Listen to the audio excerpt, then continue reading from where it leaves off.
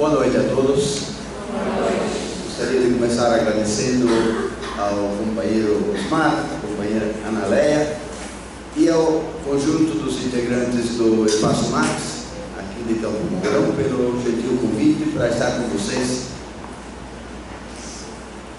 É óbvio que é um prazer renovado, eu já estive aqui algumas vezes e é sempre bom voltar para conversar com vocês. O tema da nossa palestra hoje é, como vocês viram, religiosidade e emancipação humana.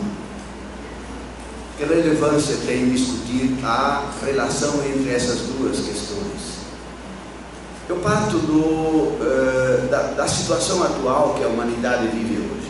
É inegável, acho que todo mundo percebe, de maneiras diferentes, mas todo mundo percebe que a humanidade atravessa hoje uma crise violentíssima. As desigualdades sociais são cada vez mais intensas, os problemas que a humanidade enfrenta são cada vez mais intensos e suponho que ninguém pode dormir tranquilo simplesmente dizer isto não é comigo. Não importa o que você pense, do ponto de vista ser religioso ou não, você faz parte da humanidade, você não pode se eximir de tomar partido frente a essas questões gravíssimas que a humanidade atravessa hoje. E julgo que a maioria das pessoas que está presente aqui, de alguma forma ou de outra, não importa exatamente qual é o tipo, tem alguma forma de religiosidade. E julgo também que, diante desses problemas que a humanidade atravessa, as pessoas tenham alguma posição, não se contentem, não se acomodem, não se alienem simplesmente e queiram participar de alguma maneira no enfrentamento destes problemas da humanidade. A história tem nos mostrado que inúmeras lutas foram realizadas desde que existe a desigualdade social, tentando construir uma forma de sociabilidade em que todos os indivíduos possam viver uma vida digna e possam superar a opressão do homem pelo homem, a exploração do homem pelo homem, as desigualdades sociais de todo gênero. As lutas que foram travadas ao longo de alguns milhares de anos foram enormes. Mas nós nos encontramos hoje numa determinada situação e vamos refletir a partir desta situação concreta. Veja, de um lado, as pessoas que têm algum tipo de religiosidade, já precisando, eu vou usar a palavra religiosidade e não religião, e não é à toa, porque quando a gente fala em religião, já pensa em religião cristã, ou religião judaica, ou religião muçulmana, algo já mais institucionalizado. Mas há pessoas que não são nem cristãs, nem judias, nem muçulmanas, que têm outras N formas de religiosidade. Então, por isso que eu penso que a palavra religiosidade abarca todo e qualquer tipo de crença em algo que transcenda este mundo. Vamos ficar nessa conceituação inicialmente muito genérica. Então, todas as pessoas que têm algum tipo de religiosidade que despertam para os problemas da humanidade hoje, devem de alguma maneira se perguntar: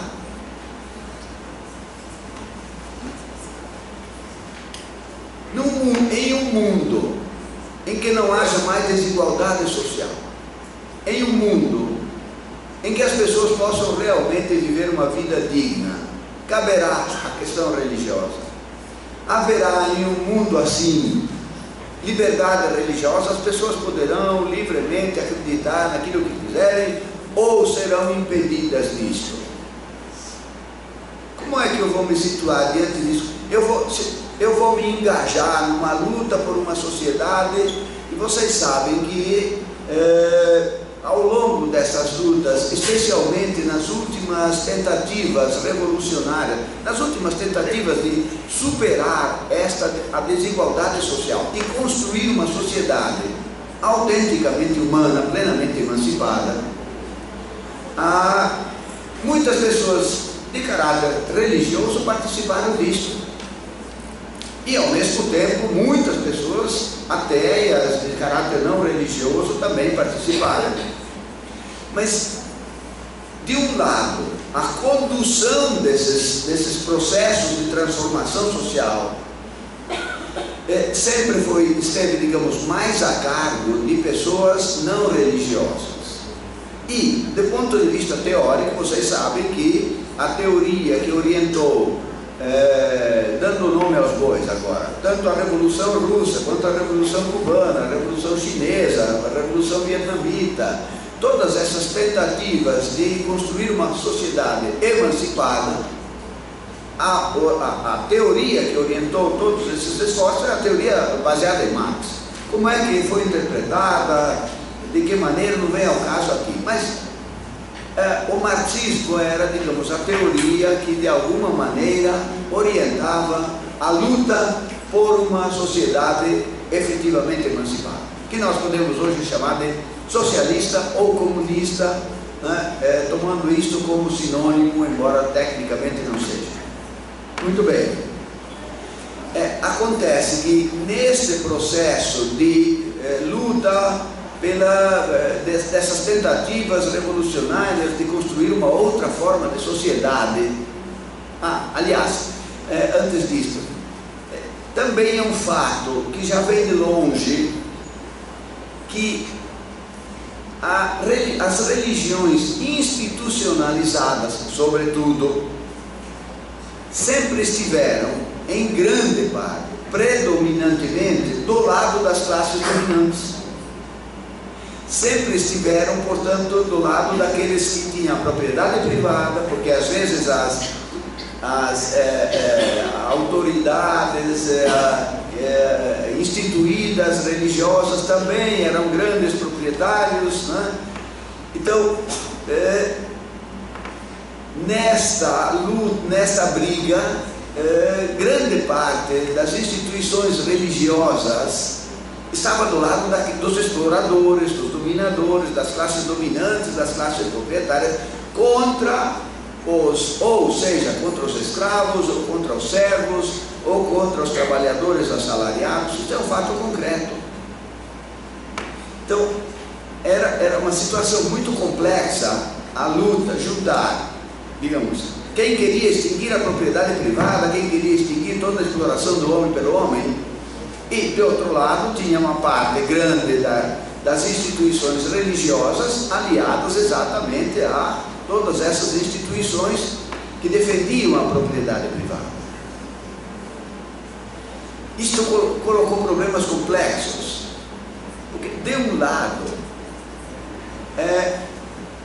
aqueles que, digamos, dirigiam a luta pela superação da exploração do homem pelo homem, baseados na teoria do Marx, interpretavam esta teoria de uma determinada maneira, e quando chegavam a tomar o poder, a tentar começar a construir esta sociedade, a concepção que eles tinham da religiosidade é de que a religiosidade é por si uma coisa ruim, está do lado das classes dominantes, é alienante e, portanto, tem que ser eliminada.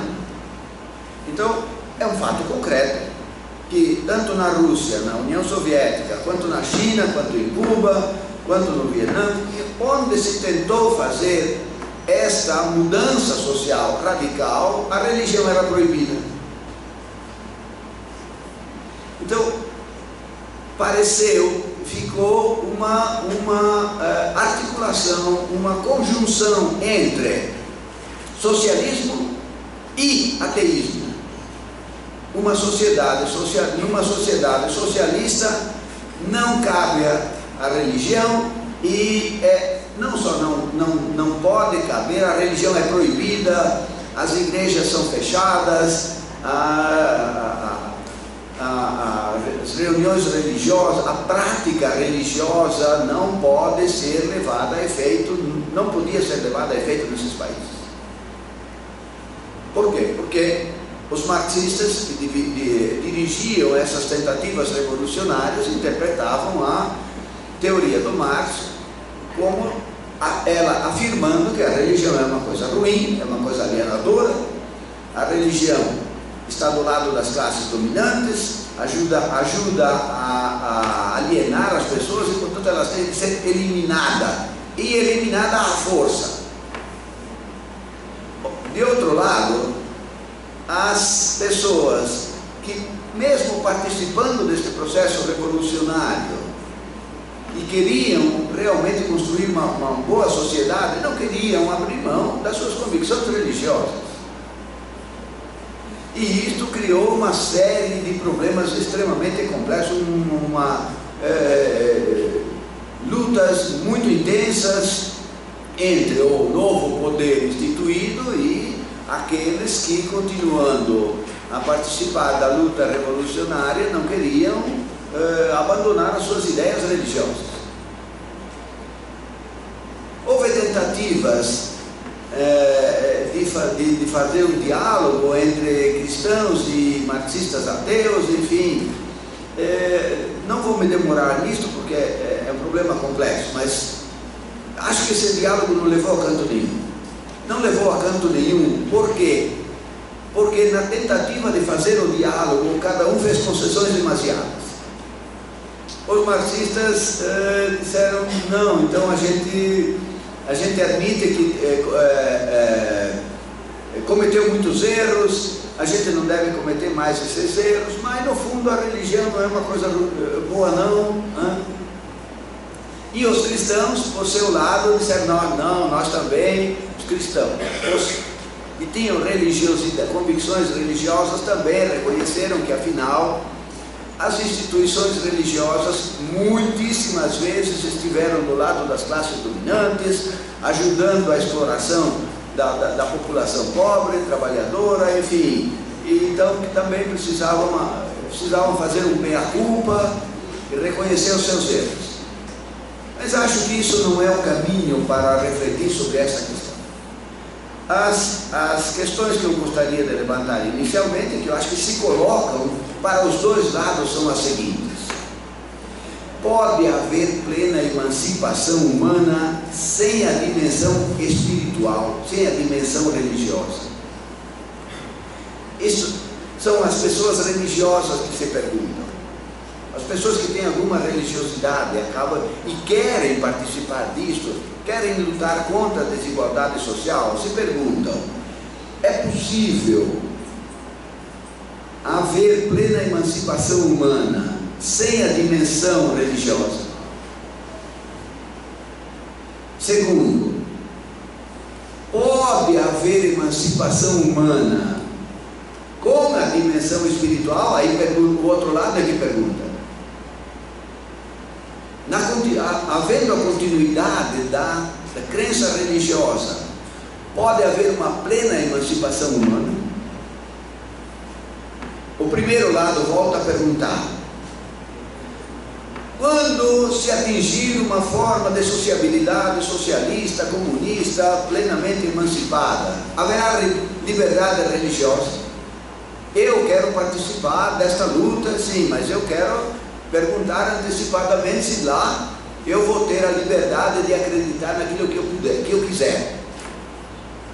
E se não puder, aí a coisa é complicada, né? Eu vou brigar por uma coisa que depois não vou me deixar, né, acreditar naquilo que eu quero. É complicado. Precisamos, digamos, pelo menos equacionar antecipadamente para eu não entrar numa fria. Eu quero saber onde é que eu vou me meter. E, como eu dizia, das experiências de tentativas de revolução socialistas, pareceu que havia uma incompatibilidade radical entre socialismo e religiosidade. Veja, eu estou usando 3 termos sinônimos: socialismo, emancipação humana e comunismo. Né? Há diferenças, mas eu vou, por brevidade de exposição, usá-los como sinônimos.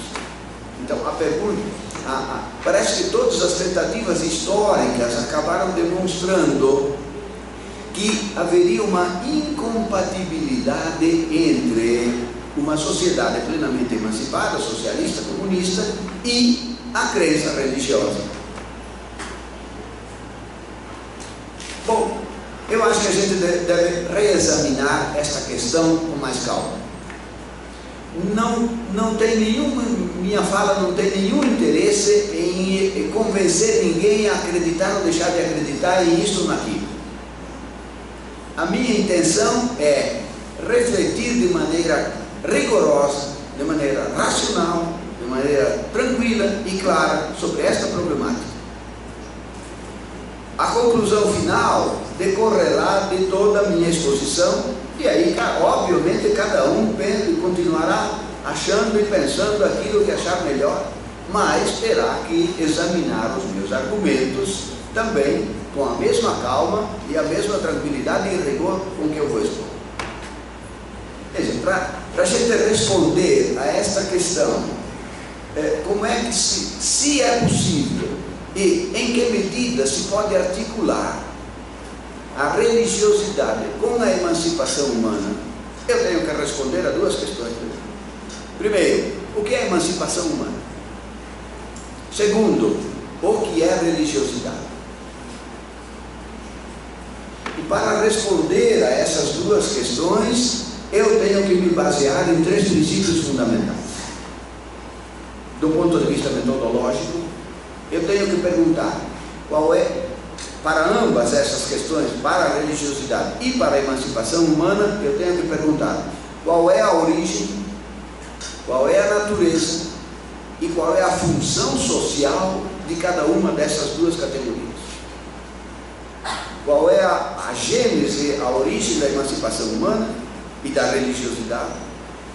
Qual é a natureza de cada uma destas categorias, destas atividades humanas? E qual é a função social, ou seja, no processo histórico-social, no processo de autoconstrução da humanidade, no processo de reprodução do ser social, qual é a função que a emancipação humana cumpre e que a religiosidade cumpre? Na medida que a gente for respondendo a isto, a questão inicial vai ficando mais clara. Se é possível e em que medida é possível a articulação entre religiosidade e emancipação humana. Vamos começar então, porque é uma questão mais ampla, perguntando esclarecendo o que é emancipação humana.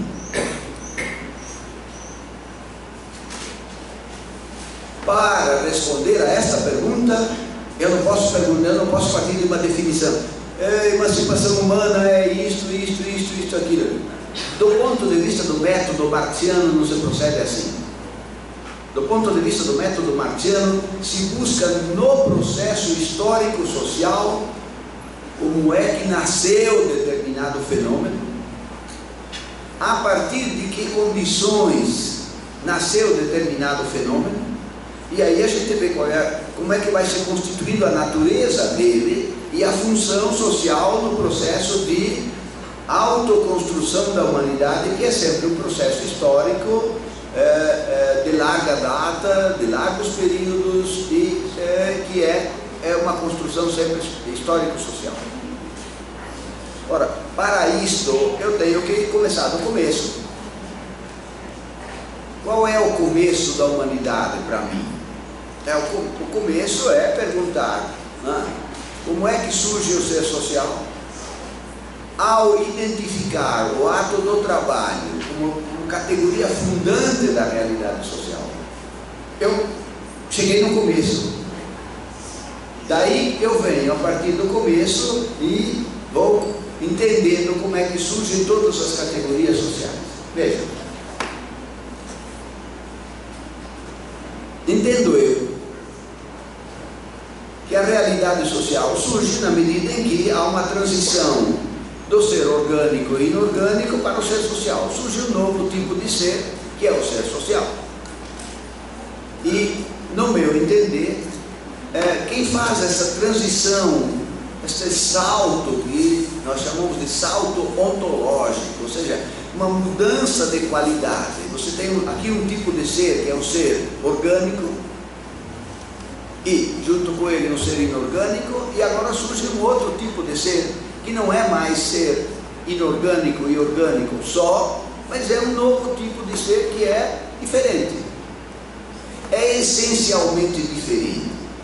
Quem faz este pulo do gato aí é quando aqueles primatas superiores, uma parte deles começa a trabalhar, começa a transformar intencionalmente a natureza,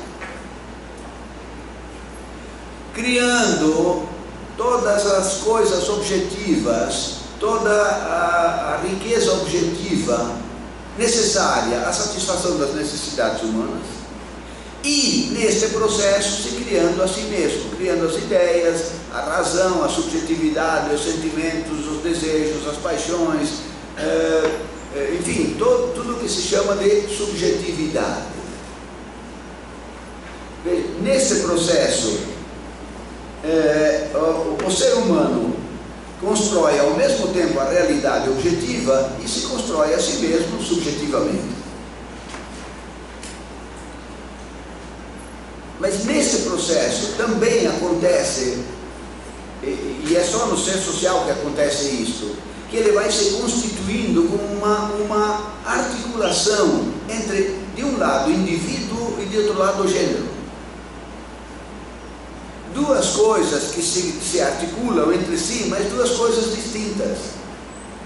Cada um de nós é um indivíduo singular, mas nós todos pertencemos ao gênero humano.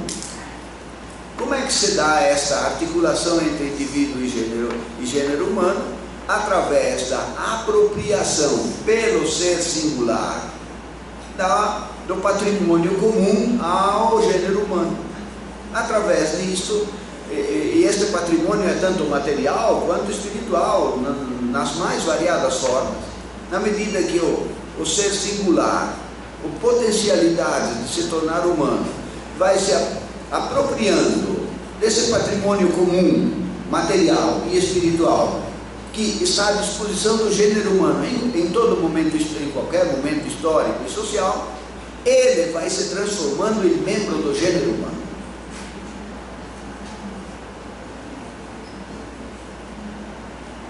Ora, isso nos mostra que há uma relação entre muito clara e muito próxima, muito radical entre a forma do trabalho e a forma do ser humano. A forma como o ser humano vai se construindo depende da forma do trabalho. Peguem a história e vejam, lá na comunidade primitiva os homens trabalhavam de determinada maneira. E aí se construíam também de determinada maneira. Construíam um mundo objetivo e toda uma subjetividade, uma maneira de pensar, ideias, uma racionalidade, sentimentos, desejos, enfim, tudo isto tinha uma determinada forma naquela comunidade primitiva. Quando passa para o modo de produção escravista, pelo menos no mundo ocidental, você tem uma outra forma de trabalho e uma outra forma de se constituir, de se construir o ser humano. No mundo feudal a mesma coisa e no mundo atual a mesma coisa.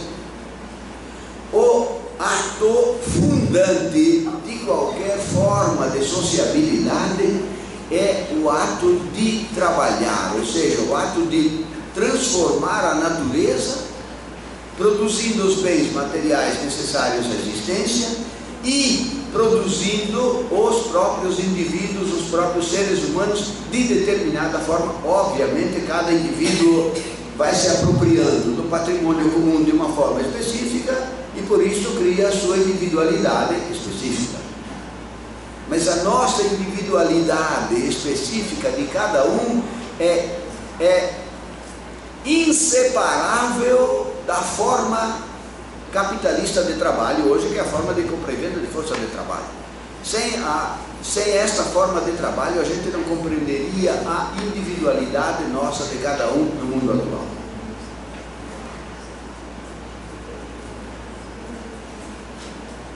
Acontece que, ao longo do processo histórico, a humanidade, durante milhares de anos, viveu naquela chamada comunidade primitiva, portanto, naquela forma de trabalho primitiva e que constituía a humanidade daquela maneira primitiva. Num determinado momento, houve uma transição no interior do ser social para a sociedade de classes. Surgiu todo o problema da propriedade privada, da exploração do homem pelo homem, da desigualdade social, e isto teve um impacto profundo na forma de ser da realidade social. Isto levou à constituição do processo de alienação. A partir da existência da propriedade privada, as forças sociais que na comunidade primitiva eram comuns a toda a comunidade, eram geridas por toda a comunidade, elas são cindidas. As determinadas forças sociais são separadas, toda a sociedade vai ser organizada agora para sustentar aqueles que não trabalham à custa daqueles que trabalham.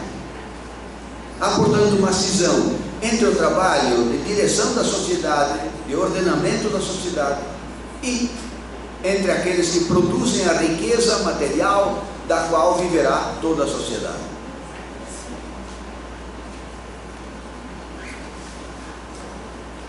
Quando nós chegamos na sociedade atual, o que é que acontece? O ato que funda a sociedade capitalista, como nós sabemos, é o ato de compra e venda de força de trabalho. Este ato, para ser muito breve, este ato, ao contrário das sociedades anteriores, imprime a tudo que os homens produzem o caráter de mercadoria. Todas as coisas são produzidas tendo em vista não o atendimento das necessidades humanas, mas ganhar dinheiro. Tudo que é produzido, portanto, o caráter de tudo que é produzido é o valor de troca e não é mais valor de uso.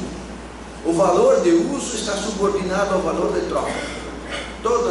Mas não só as coisas externas, não só as coisas no sentido externo objetivo. O próprio ser humano é transformado em mercadoria. Nesta sociedade, todos nós somos mercadoria. Vocês não estão aqui à toa, a não ser se formando para ter uma força de trabalho, ou seja, uma mercadoria para depois ir para o mercado de trabalho para ser vendida, para ganhar um salário, para suprir as suas necessidades. Se vocês não tiverem uma mercadoria que o capital interesse, vocês vão ficar vendo navios. Porque nós não, neste sistema social, nós não valemos pelo que somos, valemos pela mercadoria que temos para vender. Ao capital interessa a mercadoria que você tem para a autorreprodução dele. O resto, se você é uma pessoa com desejos, com intenções, com projetos de vida, com mil interesses, isto para o capitalista não interessa. Interessa se você tem aquela mercadoria que ele quer comprar para ganhar dinheiro, para ele enriquecer. O resto, para ele não interessa. Muito bem. Isto faz com que a forma do humano, esta forma de sociabilidade, seja profundamente alienada. Mas veja, alienada não é a pessoa que não está interessada em nada, que está só viajando, que está acomodada. Alienação, claro que também é isso, mas isso é muito pouco. A alienação acontece quando você vende a sua força de trabalho. O outro se apropria desta força de trabalho e enriquece à sua custa. Mas é preciso ir mais fundo. Quando você produz uma mercadoria, você não está produzindo apenas uma coisa, o que também é verdadeiro, você está produzindo uma coisa, mas esta coisa aqui que eu produzi, eu estou falando de indivíduos, pensem sempre em termos sociais, em termos de classes sociais. Esta coisa aqui que o trabalhador produz não é apenas uma coisa. Por quê? Porque para produzir isto ele tem que gastar as suas energias mentais e físicas. Sem isto não há possibilidade de produzir todos os bens materiais necessários à existência humana. Ou seja, a vida do trabalhador é a vida do trabalhador mental, espiritual e física que é transferida para as coisas. Então, quando você tem uma coisa na mão, você não tem apenas uma coisa na mão, coisa no sentido coisal. Você tem uma coisa social. Você tem vida humana incorporada aqui. Só que, ao contrário dos sistemas anteriores, em que as coisas eram produzidas para serem usadas, nesse sistema social, essas coisas são produzidas para gerarem lucro para o capitalista. A mercadoria que você produziu vai para a mão do capitalista, você fez um contrato de trabalho, ele alugou a sua força de trabalho, você produz a mercadoria, com uma pequena parte ele paga o seu salário e o resto é dele. É dele, ele não está fraudando você, você fez um contrato bonitinho, aceitou tudo e paciência, agora você está dentro desse sistema social no qual você produz a mercadoria e outro enriquece.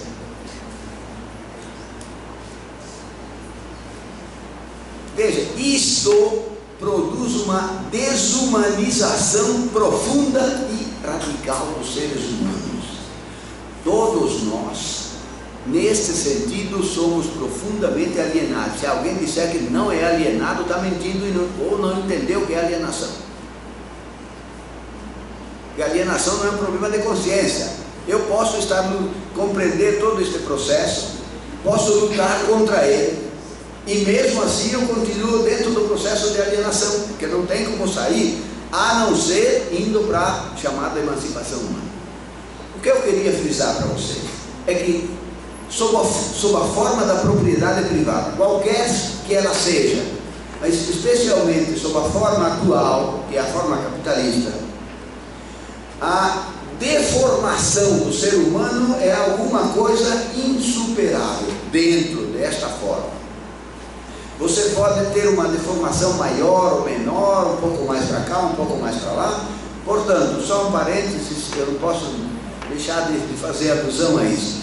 Quando as pessoas dizem, eu quero lutar por um mundo mais humano, mais livre, mais solidário, ou ele não está sabendo o que está dizendo, ou está profundamente iludido. Mundo mais humano, mais solidário, mais livre, existe dentro do capitalismo.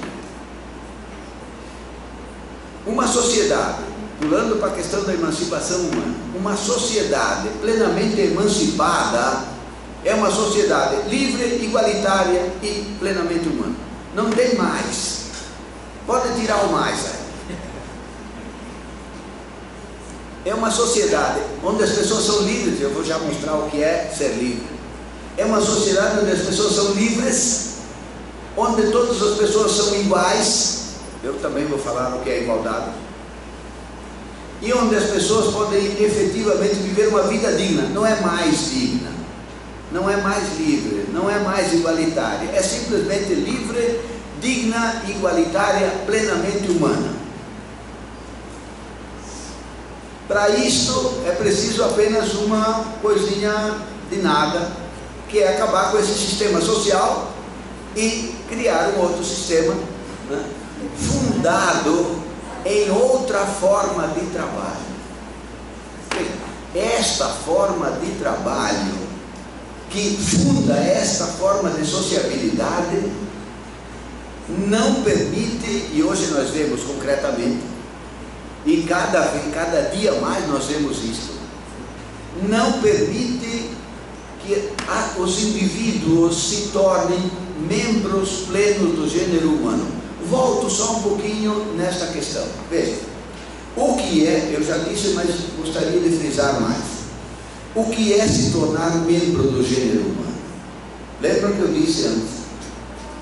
O ser singular, que tem potencialidades de se tornar humano, para se tornar efetivamente humano, tem que se apropriar da riqueza material e espiritual, cultural, intelectual, que perfaz o patrimônio da humanidade naquele momento histórico, para que ele então possa se tornar membro pleno do gênero humano.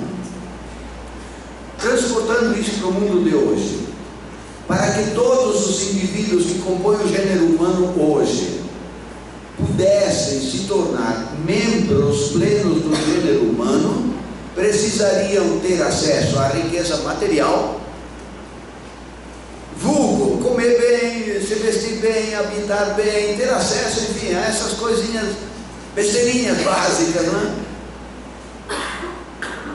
Portanto, a riqueza material e aos bens espirituais, toda a cultura que a humanidade produziu e que foi amealhando ao longo do tempo, é preciso ter acesso a isto. Isto não é uma opção. A gente precisa ter muito claro isso. Isto não é uma, eu não gosto disso, você pode gostar, mas eu não gosto. Você ter acesso a, só para dar um pequeno exemplo, você ter acesso à grande arte, sob todas as suas formas, não é uma opção, não é uma questão de você quer, eu não quero. Quem não quer é porque ou não entendeu a importância disso, ou então não está querendo se humanizar. O problema é que nós estamos tão emburrecidos, tão estupidificados, que nem compreendemos muitas vezes a importância do que é o acesso à grande cultura amealhada pela humanidade. E o que isto nos faz de humanos. Bom, voltando à questão então.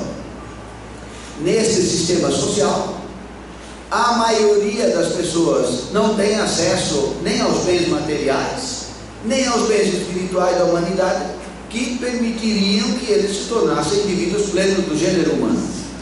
A outra parte que tem acesso a isso, só tem acesso roubando a vida dos trabalhadores. Veja o imbróglio que nos conduziu a esta sociedade.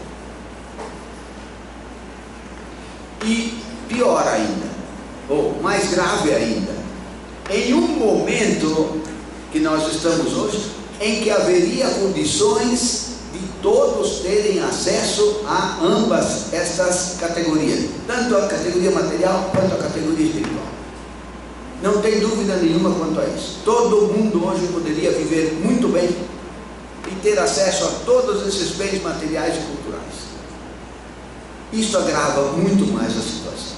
Bom, muito bem, então, para construir uma sociedade plenamente humana, é preciso superar essa forma de trabalho, porque ela é o fundamento. Ou você tira este fundamento, ou o resto não se constrói adequadamente. Para construir uma forma de sociabilidade plenamente emancipada, é preciso colocar outro fundamento. E outro fundamento é outra forma de trabalho. E a outra forma de trabalho tem um nome claro. Se chama trabalho associado. Trabalho associado é uma forma de trabalho em que todos aqueles que têm condições contribuem para produzir a riqueza. Ninguém compra e vende ninguém nada. A riqueza produzida já não tem mais valor de troca, mas valor de uso. Ela é produzida para atender às necessidades humanas e não para ganhar dinheiro.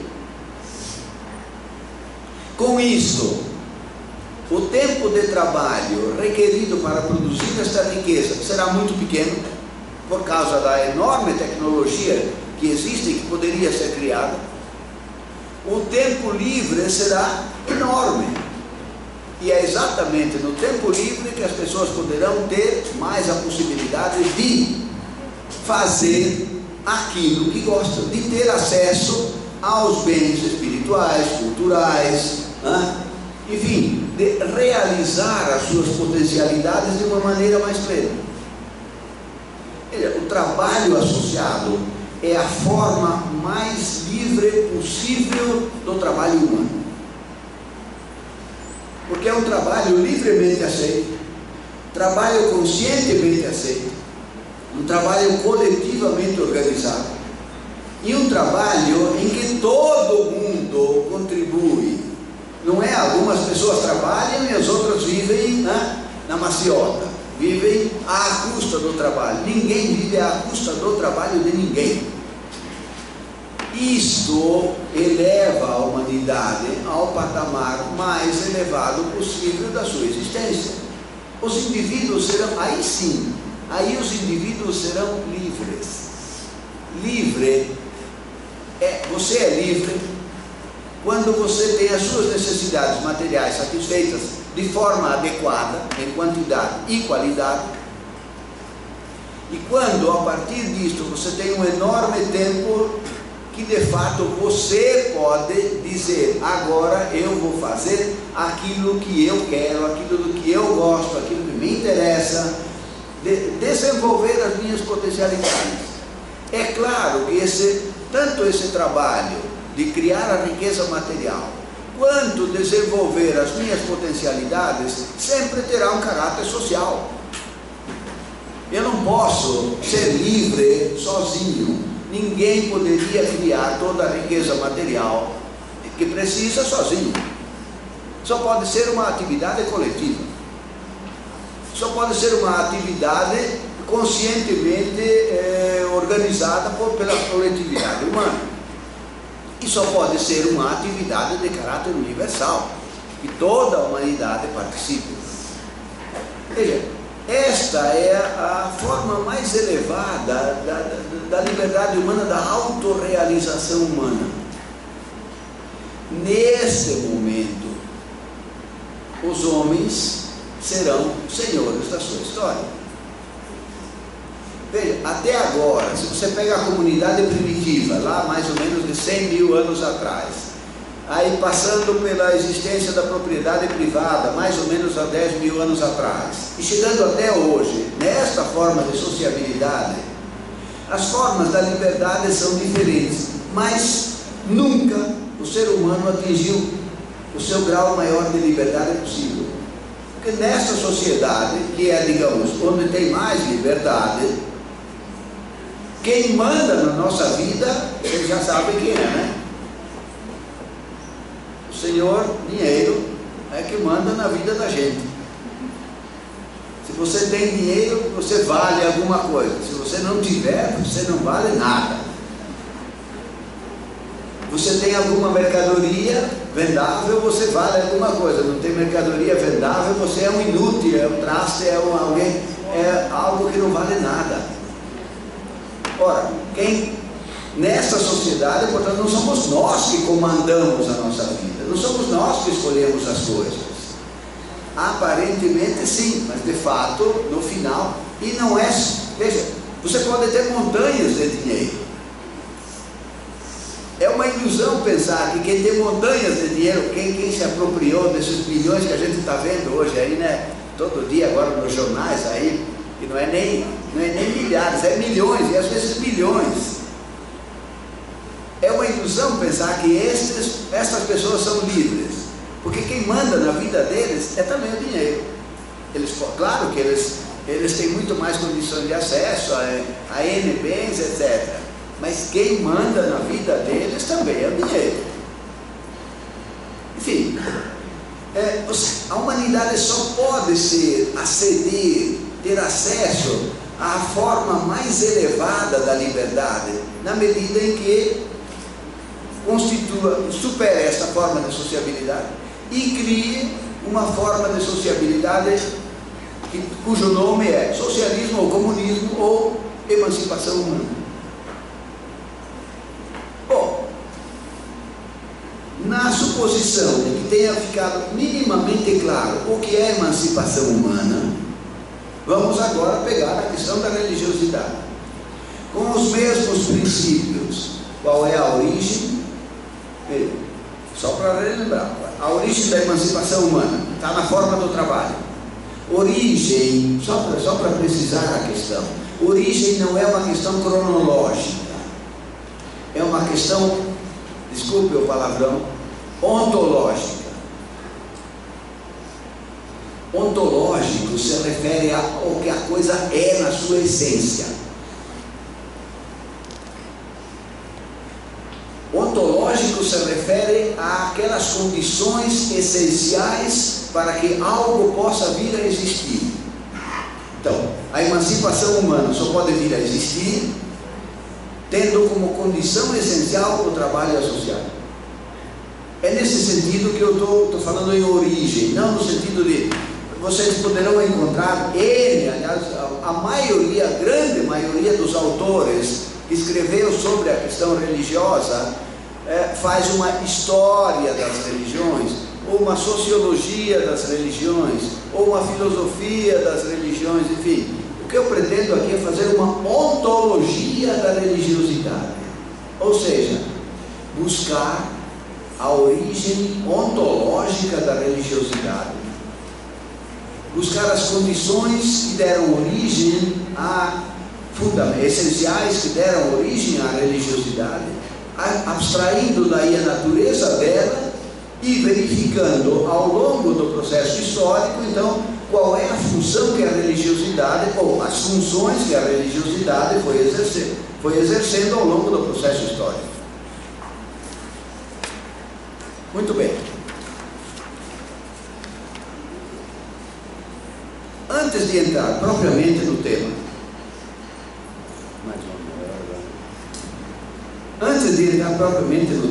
eu gostaria de fazer duas advertências fundamentais.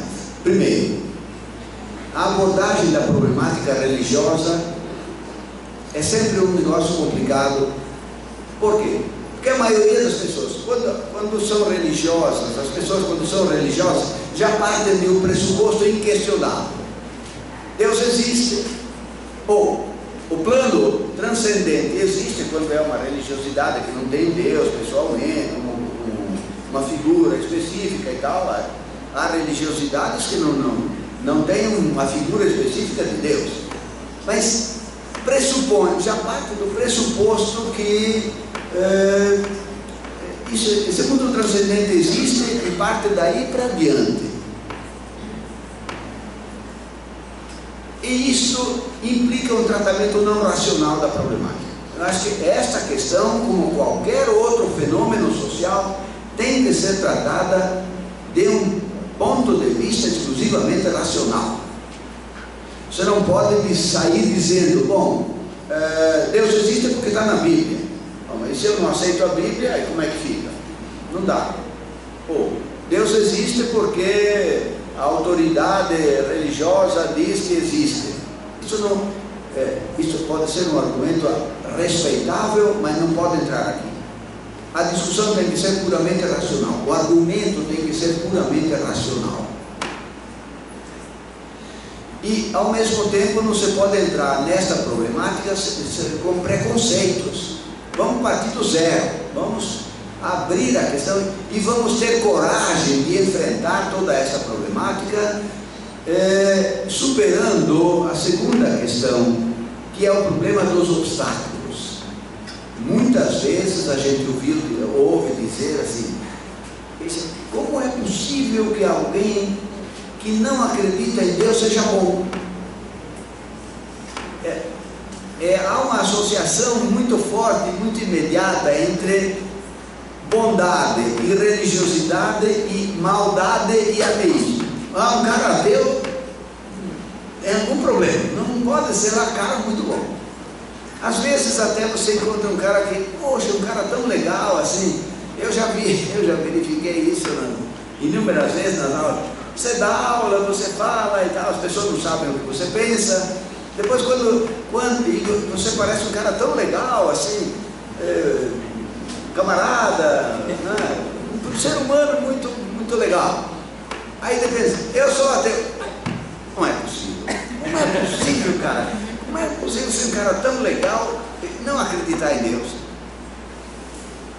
Isto já é um obstáculo. Então a gente tem que ter cuidado para não associar, até porque, obviamente, o cotidiano nos mostra. Há pessoas que são ateias que são boas, e há pessoas que são ateias que são más. Mas também há pessoas que são religiosas e são boas, e outras que são muito más. Então, a maldade e a bondade não estão ou de um lado ou de outro. A maldade e a bondade estão em todo canto. A gente não pode... Mas tem mais ainda. A abordagem despreconceituosa, tranquila, é difícil, porque essa questão da religiosidade é tão forte que também é associada não só à maldade, mas à falta de sentido da vida, do mundo. Afinal de contas, se você não acredita em Deus, que sentido tem a vida? De onde nós viemos? O que estamos fazendo aqui? Vamos para onde? E, como dizia um personagem de um romance de Dostoiévski, bom, se Deus não existe, tudo é permitido. Viram? Se Deus não existe, acabaram os seus valores, virou uma zona. Todo mundo pode fazer o que dá na telha, não existem mais parâmetros para você julgar o que é melhor, o que é pior, porque aí não tem mais. Bem, a gente tem que primeiro se fazer uma suspensão dessas questões. Isto é um obstáculo. A formação religiosa impede muitas vezes, e a gente tem que fazer um esforço para poder deixar isso de lado e tratar essa questão religiosa de uma maneira tranquila, rigorosa, respeitosa. O que eu vou fazer aqui agora não é julgamento de valor, é compreensão de como isto surgiu no processo histórico, qual é a natureza da religiosidade e qual é a função que ela cumpre no processo de reprodução do ser social. E, obviamente, estou à disposição para ouvir críticas e divergências sem problema nenhum. Então, vamos lá. Veja, eu vou voltar de novo ao meu pressuposto fundamental. Se esse pressuposto que eu coloquei na mesa antes, eu vou colocar de novo agora, for falso, toda a minha argumentação cairá por terra. Como eu particularmente acho que ele é muito sólido, vou continuar a usar este argumento. Parto do princípio de que o trabalho é a atividade sem a qual não existe humanidade. Mas além disto, o trabalho, que é uma transformação intencional da natureza, leva o ser humano a criar o mundo objetivo, toda a riqueza objetiva, e ao mesmo tempo leva o ser humano a se criar a si mesmo. Muito bem, mas a realidade social não é constituída só pelo trabalho. A categoria do trabalho é uma categoria fundamental, essencial, a categoria mais essencial do ser humano, do ser social, mas não é a única. Além do trabalho, você sabe que existem N outras categorias. Existe a linguagem, existe a ciência, a filosofia, o direito, a política, a arte, a religião, a educação. Existem N atividades humanas que surgem a partir do trabalho ou como requisição do trabalho, mas não são trabalho. Agora, precisamente, trabalho é apenas, na minha concepção, que vem de Marx, Trabalho é apenas a transformação intencional da natureza para criar a riqueza material necessária à satisfação das necessidades humanas. Só isso é trabalho. Todas as outras atividades são atividades humanas, sem dúvida nenhuma.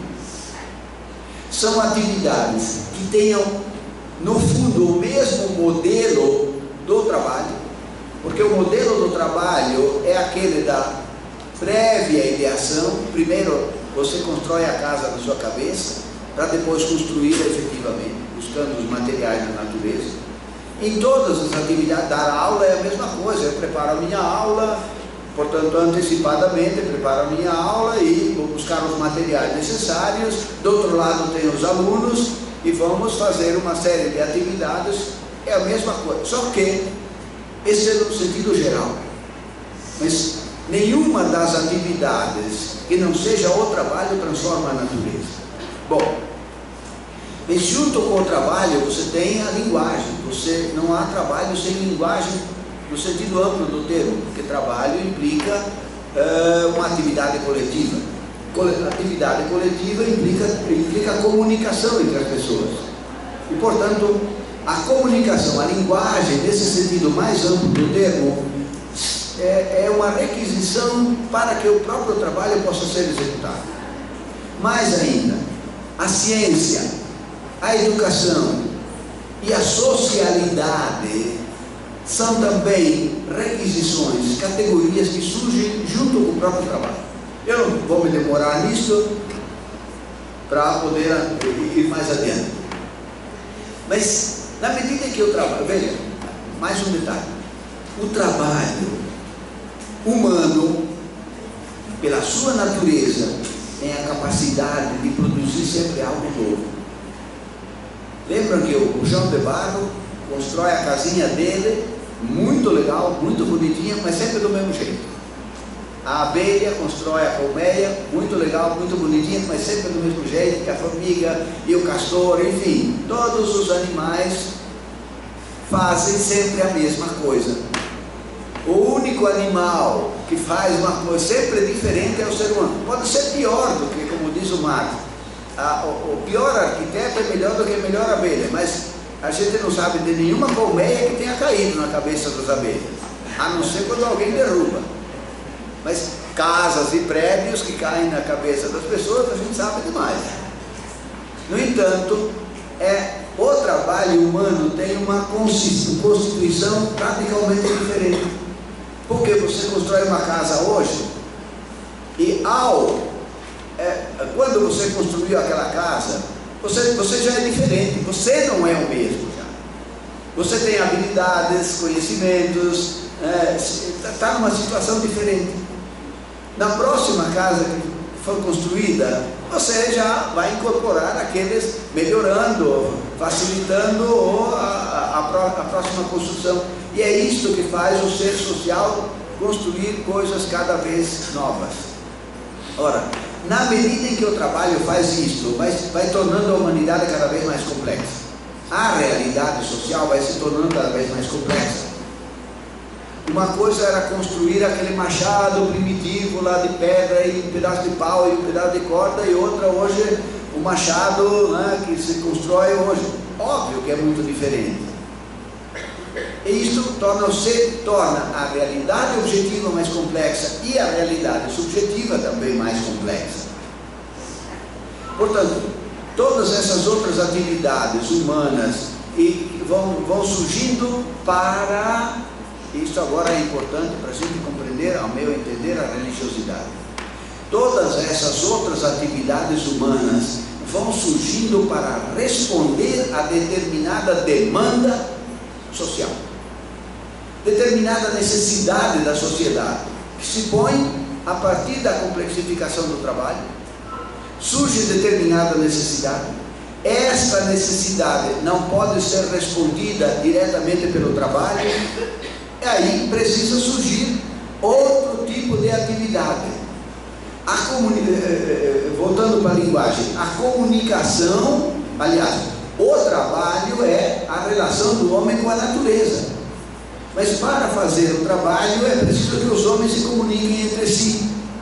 Então a linguagem surge porque há um novo tipo de necessidade que não é possível satisfazer no âmbito do trabalho.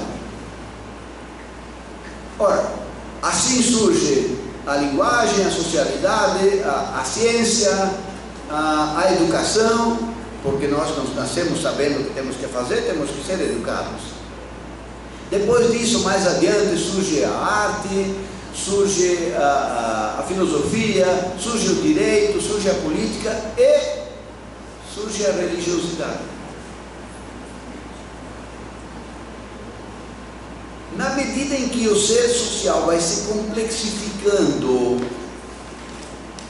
na medida em que você acompanha essa complexificação da realidade social, você percebe que há um afastamento dos homens, dos seres humanos em relação à natureza.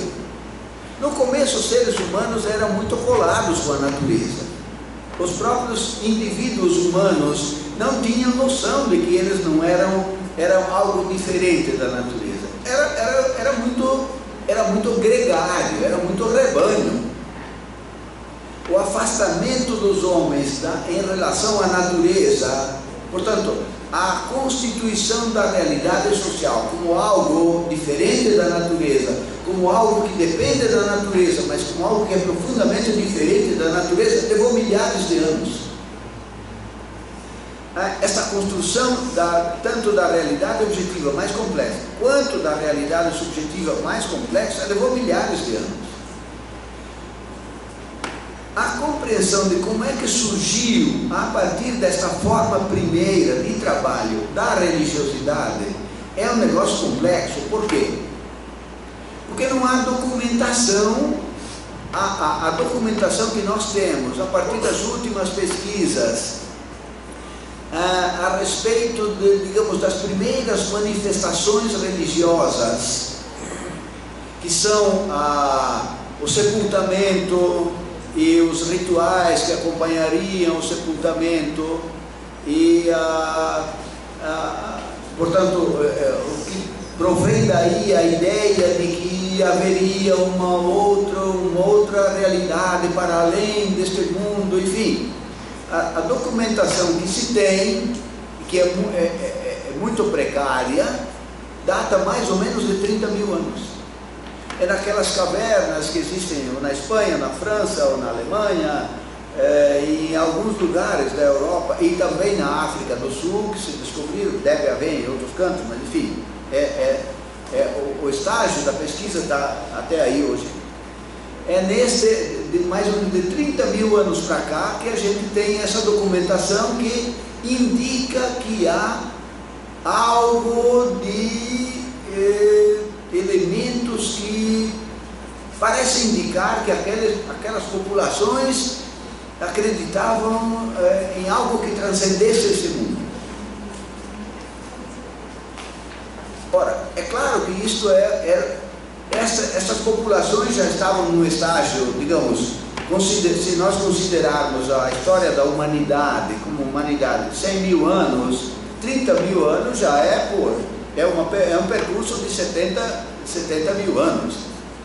Neste sentido, não comparando conosco, mas nesse sentido, essas populações que faziam estes atos de sepultamento, esses rituais, que tinham estas crenças, que parecem documentadas razoavelmente, eram populações muito avançadas.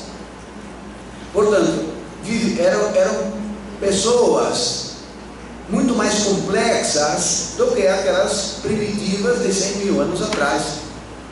Eram pessoas que tinham uma subjetividade muito mais desenvolvida do que as populações anteriores. E, portanto, eram pessoas que já começavam a se interrogar sobre a sua própria existência. Na medida que foram se destacando da natureza, foram se compreendendo, se vendo como seres diferentes da natureza, foram começando a se indagar sobre a sua origem, sobre a sua vida, e sobre os fenômenos da natureza e sobre os fenômenos subjetivos. Veja, esses primitivos, tomando de 100 mil anos para cá, até esses 30 mil anos, viviam numa relação com a natureza muito complexa. Você imagina aqueles primitivos enfrentando enchentes, incêndios, tempestades, secas, doenças, enfim, os fenômenos da natureza que esses primitivos durante todo este período enfrentavam eram muito complexos e muito poderosos. O impacto que esses fenômenos da natureza tinham sobre os indivíduos era muito grande. Uma seca que devastasse o lugar onde eles moravam significava muitas vezes fome, podia significar até a morte, ou significava que eles tinham que sair daquele lugar e ir para outro. Enfim, todos esses fenômenos da natureza impactavam muito profundamente a mente daquelas pessoas.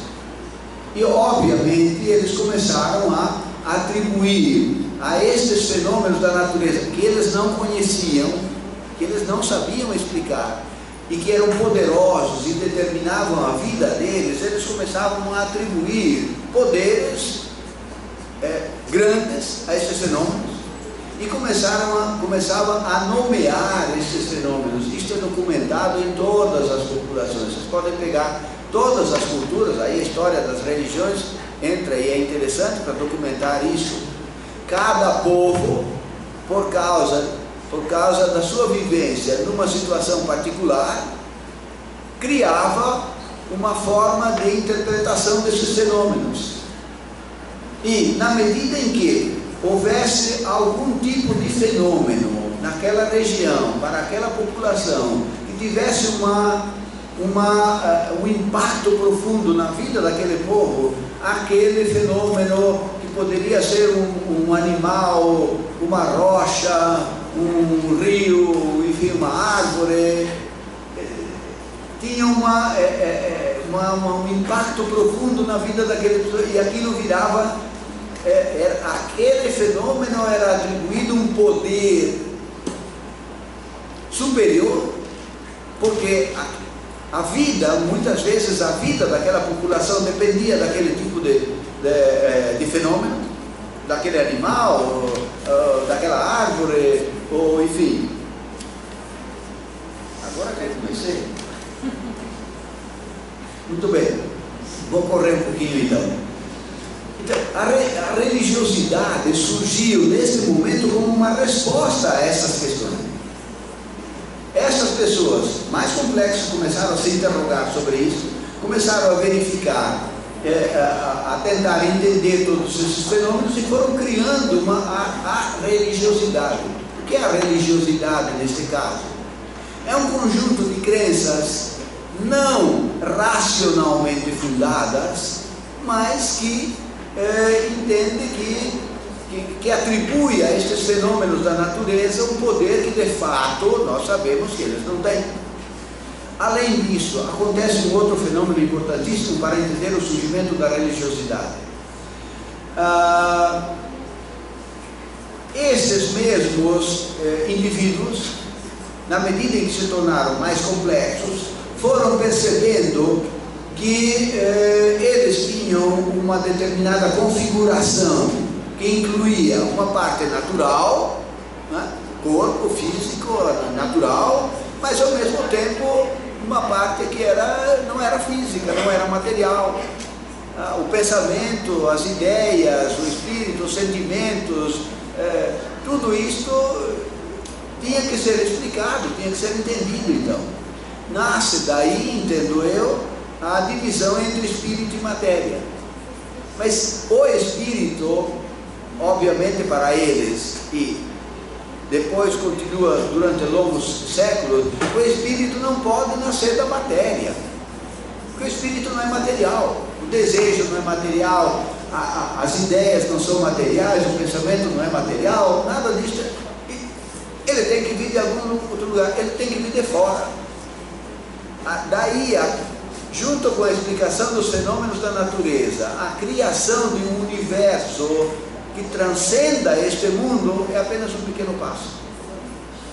Então, a origem da religiosidade, entendo, a origem ontológica da religiosidade está nisto. Um conjunto de fenômenos, de situações em que as pessoas se encontram, que demandam explicação, e a explicação não pode ser dada pela ciência, porque ainda não há ciência suficiente, não pode ser dada pela racionalidade, porque a racionalidade ainda é muito baixa, é dada pela interpretação, pelo impacto que esses fenômenos têm na vida daquelas pessoas. Vocês podem ver que cada população, cada povo cria os seus deuses. E cada tipo de deuses é perfeitamente compreensível dentro daquela concretude daquela população. Com o avançar do tempo é que se chegou a um ser, né, alguns povos chegaram a constituir uma religiosidade mais estruturada, mas sempre dentro desse espírito, sempre construindo um mundo para além deste. Muito bem. Interveio com o surgimento da propriedade privada, das classes sociais, da exploração do homem pelo homem, há uma virada nisto. Aí, o mundo que os homens criam é um mundo que eles não dominam, que eles não compreendem e que eles não dominam. E que é um mundo onde a desigualdade social, a violência, a maldade é muito intensa. E, de outro lado, as pessoas aspiram a uma vida boa, a uma vida melhor, a uma vida mais digna, mas sentem que nesse mundo não é possível. E aí, aquela forma religiosa primitiva é transformada, criando um outro mundo transcendente que vai satisfazer, dentro do qual então sim as aspirações humanas de uma vida justa, boa, digna serão satisfeitas. A religiosidade ganha funções diferentes agora. Nesse mundo alienado, né? Veja, no primeiro mundo, no mundo primitivo, o homem ainda não se encontrou a si mesmo, não sabe, não se compreende e não é capaz, obviamente, de compreender a sua história. Neste mundo da propriedade privada, no mundo alienado, o homem agora se perdeu. Perdeu a sua essência, porque a essência agora é roubada pela propriedade privada. O que é a essência humana? É ter uma vida digna, ter uma vida boa, todo mundo viver bem, mas a forma concreta da propriedade privada, da exploração do homem pelo homem, impede isso. Os problemas sociais se avolumam e aí é criado todo um outro mundo para além deste, no qual sim, aí sim, neste outro mundo a vida poderá ser boa, todo mundo vai viver bem, enfim. Aí cada forma religiosa particular vai dar uma forma particular a isto. Mas no fundo é isto. A alienação material produz uma transferência deste mundo malvado para o outro mundo que seria o mundo bom. E aí, obviamente, na medida em que as formas religiosas vão ganhando uma institucionalização, elas se articulam com a propriedade privada. Então, veja, a religiosidade, aí neste caso, com a existência da propriedade privada, ganha duas funções diferentes. De um lado, as pessoas que sofrem a exploração protestam contra isso. A religião, e o Marx diz claramente isso, a religião é ao mesmo tempo um protesto contra este mundo maluco, perverso, onde as pessoas sofrem tanto e não podem se realizar plenamente como seres humanos. É um protesto contra isso.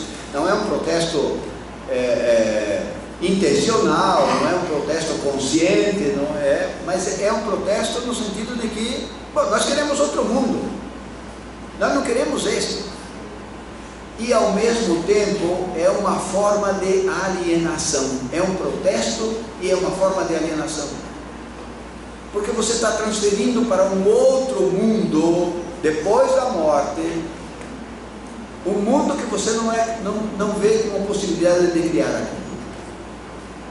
As formas mais diversas, nós podemos ver isso desde o tempo do escravismo até hoje, né?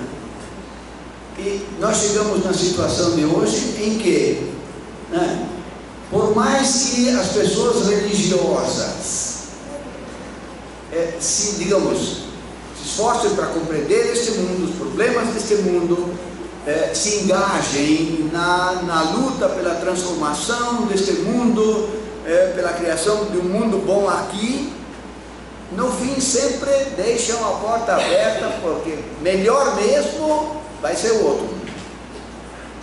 Este aqui pode ser bom, este aqui pode ser bem melhor do que este que nós vivemos hoje, mas o outro vai ser muito melhor, porque aí a vida eterna, enfim, o mundo transcendente vai ser muito melhor.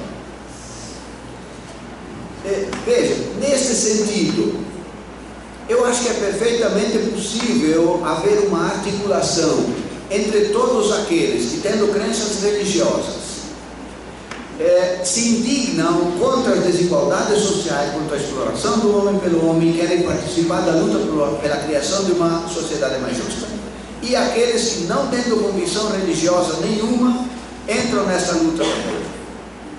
Mas mais ainda, entendo eu, se a humanidade conseguisse, todo este conjunto de pessoas que, compreendendo essa realidade até o seu fundo, compreendendo a necessidade de superação da propriedade privada, da superação da exploração do homem pelo homem, da criação de um mundo efetivamente humano, igualitário, livre e justo para todo mundo, na medida em que este mundo for criado, a meu ver, acontecem duas coisas. Primeiro, não há a mínima possibilidade, e não cabe numa teoria séria marxiana a possibilidade de dizer no mundo plenamente humano as pessoas vão ser proibidas de pensar, de acreditar no que quiserem. A religiosidade é uma resposta a uma demanda social, e só na medida em que essa demanda social for satisfeita, ela desaparece. Enquanto essa demanda social não for satisfeita, ela não desaparecerá. Não há força nenhuma no mundo que seja capaz de impedir, de acabar com esta forma de pensar, de crer. As pessoas podem até, a gente sabe que as pessoas sofrem até perseguições e se opõem a isso de todas as maneiras, claro, mas numa sociedade comunista, em princípio, as pessoas obviamente poderão crer naquilo que quiserem. Não faz sentido impedir as pessoas, proibir, muito menos pela força política, pela força militar repressiva, acabar com a religião. Não se acaba com uma demanda social a não ser tirando a base material que faz com que surja essa demanda social. E a base material da religiosidade, entendo eu, é exatamente o fato de que, nesta forma de sociabilidade, em que alguns se apropriam da riqueza produzida por outros, e que alguns dominam a vida humana, em que, portanto, o conjunto da humanidade não domina a sua vida, aí as bases materiais da religiosidade existem, e elas, a meu ver, só desaparecerão na medida em que esta base material que precisa disto for eliminada. Vou ler só para terminar, porque tem gente repressiva aqui do meu lado, 2, 3 parágrafos do que o Marx diz sobre a religião, que eu acho que são significativos. Veja, na crítica da filosofia do direito de Hegel, na introdução. É este o fundamento da crítica não religiosa. O homem faz a religião. A religião não faz o homem. E a religião é de fato a autoconsciência e o sentimento de si do homem, que ou não se encontrou ainda, ou voltou a se perder. Não se encontrou na comunidade primitiva, ainda voltou a se perder na sociedade de classes. Não se perder significa não dominar o processo histórico. O homem, mas o homem não é um ser abstrato. O homem é o mundo do homem, o Estado, a sociedade. Este Estado e esta sociedade produzem a religião, uma consciência invertida do mundo. Porque o mundo está invertido. Porque o próprio mundo está invertido. Veja, o que é a inversão do mundo hoje? É o produto dominar o produtor. A mercadoria, pegando a mercadoria fundamental do mundo de hoje, que é o dinheiro dominar a gente. Ora, o dinheiro não é resultado da atividade da gente. O mundo invertido significa o produto dominar o produtor. O mundo desinvertido, portanto, corretamente colocado, seria o produto estar a serviço do produtor. Na medida em que o produto dominar o produtor, aí a religiosidade vem, inverte isso e cria um outro mundo, onde aí sim os homens dominariam o processo histórico. E mais um trechinho. A miséria religiosa constitui ao mesmo tempo a expressão da miséria real e o protesto contra a miséria real. Repito, a miséria religiosa constitui ao mesmo tempo a expressão da miséria real do mundo, e um protesto contra essa miséria do mundo. A religião é o suspiro da criatura oprimida, o ânimo de um mundo sem coração e a alma de situações sem alma. Aí vem a célebre frase: a religião é o ópio do povo. Se você tira essa frasezinha deste contexto, ela não tem significação nenhuma. O Marx não disse a religião é o ópio do povo e acabou. O Marx disse tudo isso. A religião é a resposta invertida do mundo, mas de um mundo que está invertido. Então a crítica, na verdade, tem mais algumas coisas, eu vou deixar dela. Na verdade, a crítica, diz ele, da religião, não é a crítica da religião, é a crítica do mundo que precisa da religião. Entendo eu, essa é a minha convicção inteiramente pessoal, e respeito todas as outras convicções, entendo eu que o mundo plenamente humano, um mundo onde há a emancipação humana, onde os homens todos possam se realizar inteiramente como seres humanos, tendo acesso à riqueza material, de qualidade e quantidade adequadas, em que o processo histórico possa ser compreendido e regido pela própria humanidade, a religião desaparecerá. Não será necessário duplicar o mundo, porque o mundo será dominado pelos próprios seres humanos. Mas isto é um processo social, não é um processo forçado. Não, volto a dizer, para que fique bem claro, todas as tentativas que eu falei antes, daquelas tentativas de revolução socialista, de acabar com a religião pela força, são absolutamente inviáveis. Não faz sentido nenhum. Não se acaba com uma demanda social pela força. Acaba-se com uma demanda social na medida em que ela seja satisfeita e que você tire a base material que faz com que ela tenha que surgir. É a mesma coisa que eu poderia fazer aqui uma similaridade com a questão do Estado, mas vou deixar de lado. Obrigado.